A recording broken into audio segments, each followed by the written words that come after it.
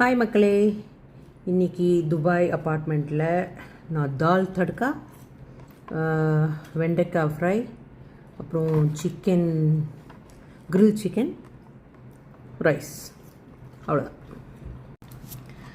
தால் தடுக்கா chicken இவர் சாப்பிட்டு முடிச்சிட்டாருங்க. Sorry boss, நீங்கள் சாப்பிட்டீங்க இல்லையா?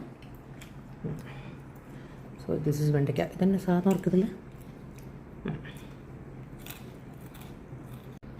ஸோ உங்கள் வீட்டில் என்ன கமெண்ட் பண்ணுங்கள். ஸோ நிறைய பேர் எனக்கு ஃபோன் பண்ணாங்க, என்னாச்சுன்னு.